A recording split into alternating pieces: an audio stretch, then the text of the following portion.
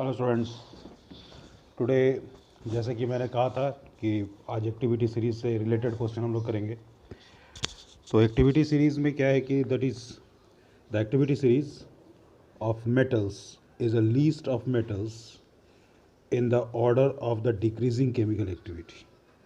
इसके बारे में और भी हम लोग स्टडी करना है आगे चलकर, काफ़ी इम्पोर्टेंट है कि इसमें क्या होता है कि मेटल्स को अकॉर्डिंग टू उनके डिक्रीजिंग केमिकल एक्टिविटी पर हम लोग रखते हैं। जैसे मान लिया जाए एक सब्स्टिट्यूशन और डिस्प्लेसमेंट रिएक्शन के एग्जांपल हम लोग ले लें।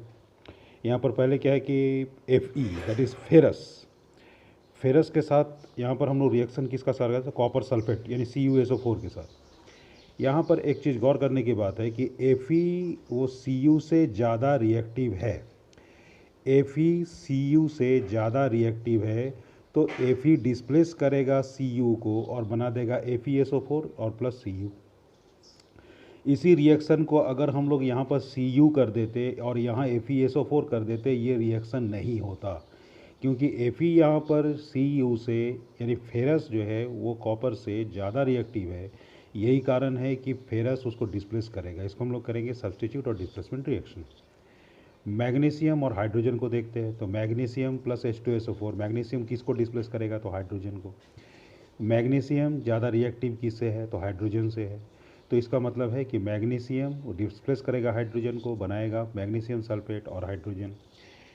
जिंक और कॉपर को अगर देखें तो जिंक हाईली रिएक्टिव है किससे, कंपैरिजन देन द कॉपर। तो कॉपर को डिस्प्लेस करेगा, बना देगा ZnSO4 और कॉपर। लेड को अगर देखें तो that is lead plus CuCl2, that is copper chloride है तो PbCl2 बनाएगा, डिस्प्लेस करेगा क्यों, PbCu को, और बना देगा दैट इज़ PbCl2 यानी दैट इज़ लेड क्लोराइड और कॉपर। कभी कभी एग्जामिनेशन में ये तो हम लोग देखें कि डिस्प्लेसमेंट रिएक्शन है, कभी कभी डबल डिस्प्लेसमेंट रिएक्शन में भी क्वेश्चन आते हैं। और एक रिएक्शन काफ़ी इंपॉर्टेंट है according to your NCERT book, कि यहाँ पर एक देखो कि सोडियम सल्फेट बना रहा है, सोडियम सल्फेट यानी Na2SO4 है और बेरियम क्लोराइड है। ज़रा देखना है कि यहाँ पर इस रिएक्शन में जहाँ पर हम लोग डिस्प्लेसमेंट रिएक्शन देख रहे थे और ये डबल डिस्प्लेसमेंट रिएक्शन में थोड़ा सा चेंजेस है। क्या है, यहाँ पर आयनिक की बात होती है। यहाँ पर देखो सल्फेट नेगेटिव है, क्लोरीन नेगेटिव है, सोडियम पॉजिटिव है, बेरियम पॉजिटिव है।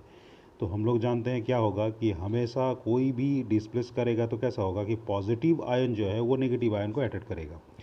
तो Ba जो है वो पॉजिटिव है और इस ये अट्रैक्ट किसको किया, तो SO4 को। ये से SO4 क्या है, नेगेटिव है, तो BaSO4 बनाया।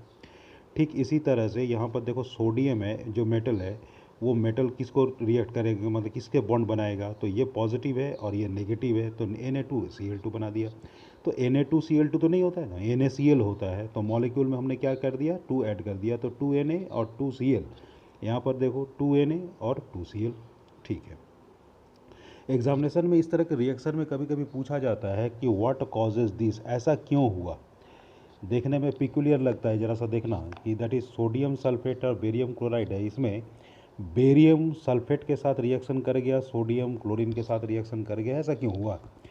व्हाट कॉजेज दिस एक क्वेश्चन एग्जामिनेशन में पूछे जाते हैं, करीब 2 मार्क्स या 3 मार्क्स में पूछे जाते हैं।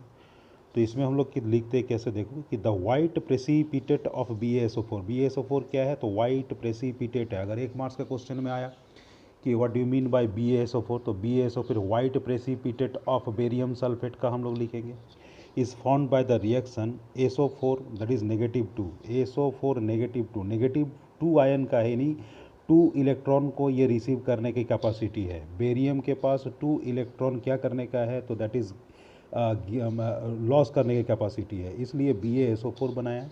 ये -2 +2 क्या बना दिया, यहाँ पर न्यूट्रलाइज रिएक्शन हो गया। देखो BaSO4 न्यूट्रलाइज रिएक्शन है। So the other product formed in the sodium chloride which remains in the solution, और बाद में क्या है कि सोडियम क्लोराइड में भी देखो पॉजिटिव और नेगेटिव मिलकर ये भी न्यूट्रलाइज हो गया, सॉल्ट बन गया, न्यूट्रलाइजेशन रिएक्शन है। Such reaction in which there is an exchange of ion between the reaction are called the double displacement reaction. Double displacement reaction को डिफाइन कैसे करेंगे कि ऐसा रिएक्शन जिसमें आयन का एक्सचेंज हो, हम लोग उसको डबल डिस्प्लेसमेंट रिएक्शन करेंगे। आज इतना स्टडी कर लेना, जहाँ समझ में नहीं आता कमेंट्स में पूछना। नेक्स्ट हमारा नेक्स्ट ऑक्सीडेशन एंड रिडक्शन होगी, तो रिएक्शन हमारा कंप्लीट हो जाएगा और फिर रैंसिड मिलेंगे एंड ऑक्सीडेशन रिडक्शन के बाद रैंसिड का एक लेक्चर होगा। उसके बाद तुम्हें असाइनमेंट मिल जाएंगे, क्वेश्चन आंसर मिल जाएंगे और हमारी चैप्टर कंप्लीट हो जाएंगे। तो उसके बाद टेस्ट भी होगी, इसलिए ध्यान से पढ़ते रहना। Thank you, have a nice day.